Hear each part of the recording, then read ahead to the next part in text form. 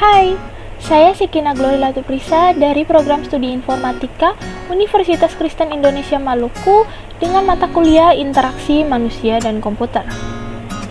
Materi yang akan saya bawakan hari ini mengenai tahap awal perancangan tampilan antarmuka pengguna atau aplikasi Zoom Meeting.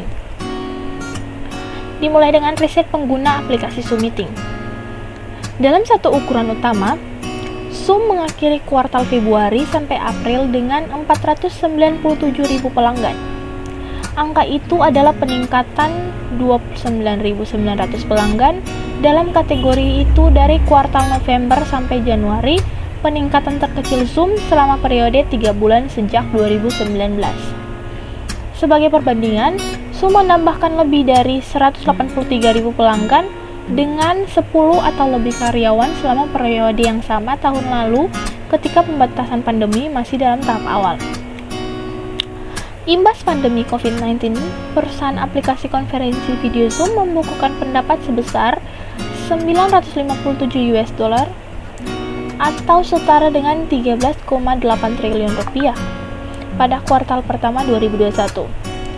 Nilai tersebut meningkat 191% dibandingkan tahun sebelumnya. Jumlah pelanggan yang berkontribusi lebih dari $100.000 dalam pendapatan selama 12 bulan terakhir, atau trailing 12 months, juga naik 160%. Selain itu, ada 497 pelanggan yang memiliki lebih dari 10 karyawan perusahaan, meningkat 87% dari kuartal yang sama tahun sebelumnya.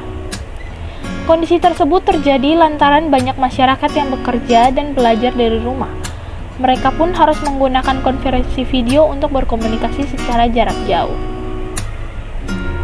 Selanjutnya, persona pengguna aplikasi Zoom Meeting dari Januari 2018 hingga Januari 2021 mencapai hampir 500.000 pengguna. Selanjutnya, analisa kompetitif terhadap kompetitor dari aplikasi Zoom Meeting. Zoom memang sempat diterpa masalah dalam kurun waktu sebulan terakhir. Pertama, kala tersebarnya identitas penggunanya di sosial media tanpa sepengetahuan. Kedua, perihal isu jual beli data yang tentu merugikan para penggunanya.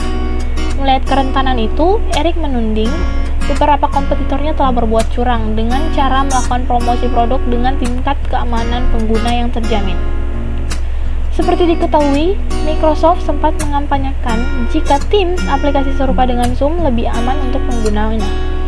Bahkan, Microsoft dalam blognya menegaskan jika privacy dan security pengguna tak pernah diabaikan.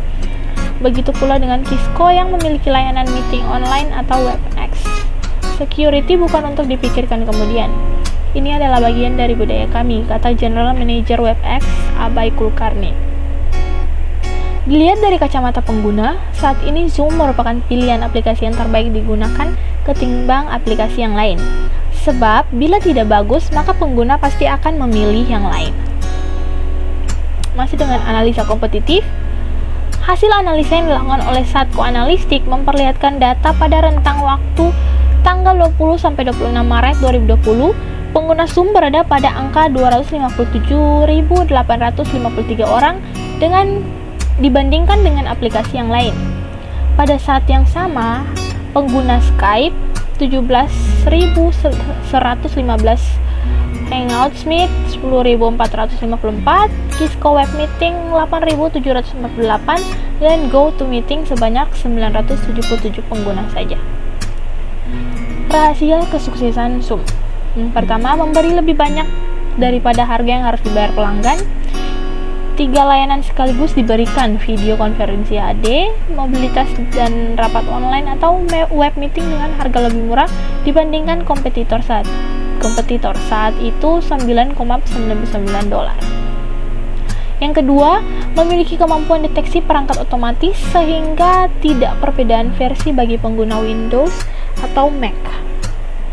Yang ketiga, penggunaan data yang lebih kecil dan mampu bekerja dalam lingkungan koneksi internet yang lambat. Yang keempat, tidak membutuhkan instalasi yang membuat pusing bagian IT perusahaan pengguna. Yang kelima, memastikan platform aplikasinya tidak melebihi standar latensi atau delay 150 mD sehingga komunikasi terkesan natural dan real time. Ini kita masuk dalam storyboard. Yang pertama, partisipan. Yang dapat dilakukan seorang partisipan adalah join, consult, speak, dan leave. Selanjutnya, co-host atau moderator adalah orang yang ditunjuk host sebagai asisten saat sudah berada dalam Zoom meeting. Keduanya hampir memiliki fitur yang sama-sama bisa merekam meeting. Moderator juga dapat melakukan handover, open, dan close. Yang terakhir, host atau manager adalah orang yang mengatur setiap aspek dalam Zoom meeting termasuk partisipan. Orang yang bertindak sebagai host yang untuk mengatur schedule meeting tentunya adalah orang yang memiliki akun Zoom baik basic maupun pro. Selanjutnya, use case diagram aplikasi Zoom meeting. Ada partisipan, moderator, dan manajer. Seperti yang tadi dijelaskan, partisipan dapat join, consult, speak, dan leave. Moderator dapat handover, open, dan close. Dan manajer membuat schedule atau plan. Sama dengan activity diagram aplikasi Zoom meeting, manajer dapat connect, plan, dan disconnect. Partisipan connect, consult, enter, ask, speak, over, leave, dan disconnect. Sedangkan moderator connect, open, enter, handover, leave, close, dan disconnect. Demikian pembahasan saya tentang tahap perancangan awal aplikasi Zoom meeting. Sekian dan terima kasih.